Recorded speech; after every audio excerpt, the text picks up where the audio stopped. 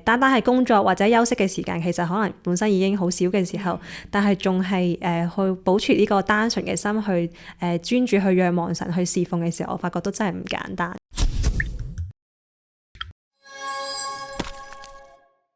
早晨啊，廖傳道。早晨啊，哇，咁快咧，原來已經去到第40天靈修計劃嘅第28日咯喎。廖傳道啊，唔知你為到呢個靈修小冊子寫默想嘅時候咧，有冇啲咩嘅構思嘅方法㗎？我都會好似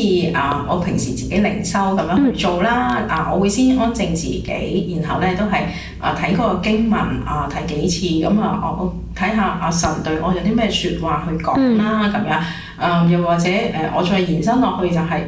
究竟呢段經文對弟兄姊妹有咩提醒啦咁樣，跟住我就去慢慢去諗個反思嗰一部分咯。睇嚟都經歷咗唔同嘅一啲步驟，亦都有好多唔同嘅角度去切入喎。今次嘅主題其實係關於十架下與主相遇啦。咁唔知呢個主題有冇對你有啲咩新嘅體會或者一啲新嘅提醒咁樣呢？我覺得咧呢一個主題好好啊。即係呢讓我哋喺預苦期裏面啦，都係可以好好咁樣去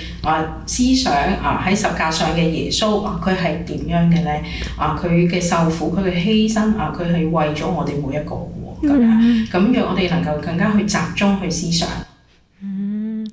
咁我今個禮拜其實都有唔同嘅靈修啦，咁特別係有一篇咧係4月1號嘅靈修咧，其實我都有好深嘅體會嘅。咁經文入邊就講到，其實我哋敬拜嘅焦點其實係淨係可以係集中於喺神上面，而唔係其他人或者唔係其他嘅東西上面啦。而侍奉嘅目的其實係主要係為咗去為耶穌去作見證嘅。咁其實我發覺，即係我自己嚟講，其實真係好唔簡單啦。特別係而家可能已經係喺職場上面有唔同嘅工作嘅時候，其實係無論係單單係工作或者休息嘅時間，其實可能本身已經好少嘅時候，但係仲係去保持呢個單純嘅心去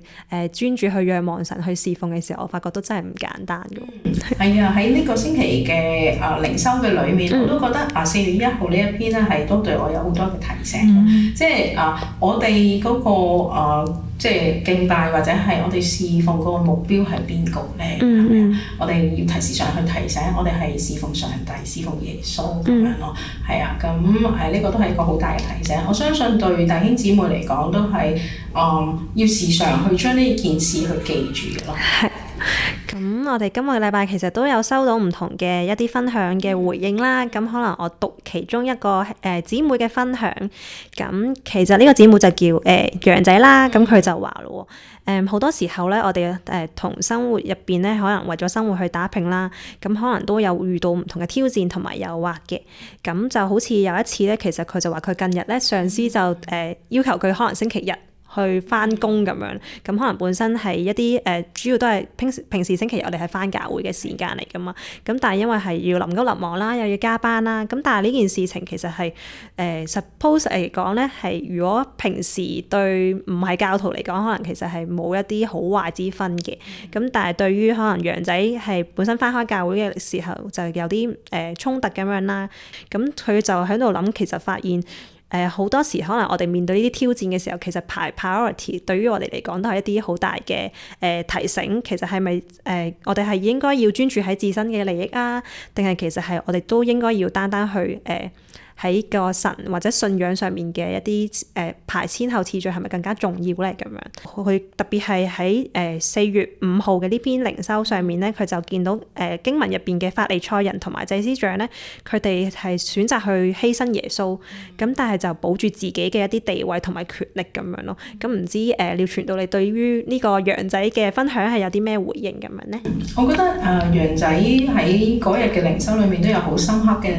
體會到啦。佢喺信仰裏面嘅掙扎，其實同普通即係其他弟兄姊妹嘅即係信仰嘅掙扎，其實係有嘅。大家都係咁啊，每一樣係會面對唔同嘅挑戰即係可能挑戰緊你你返教會係咪？又或者可能你挑戰緊你即係唔同活動嘅時間咁，以至咧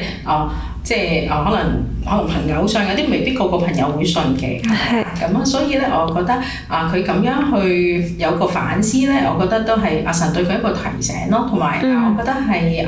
都係我哋都需要去將上帝係擺喺首位咯。我哋要咁樣擺喺首位嘅裏面嘅時候，我哋先至咧可以去為主去活出去見證啦。我都覺得係嘅。我發覺可能我哋近呢兩次嘅分享，我都發覺其實大家好似喺日常生活中有唔同嘅一啲挑戰，或者唔同方面嘅一啲誘惑嘅時候，其實我哋主要係單單去仰望神，其實就係最重要嘅事情嘅時候，其實就唔會迷失咁樣咯，係啦。咁都鼓勵大家會繼續去參加呢個keep 住喺呢40日嘅靈修計劃入邊有默想啦。咁亦都鼓勵大家，如果可以有唔同嘅分享或者留言咧，可以係透過 QR code 同我哋分享咯。係啦，咁我哋下個星期再見，拜拜。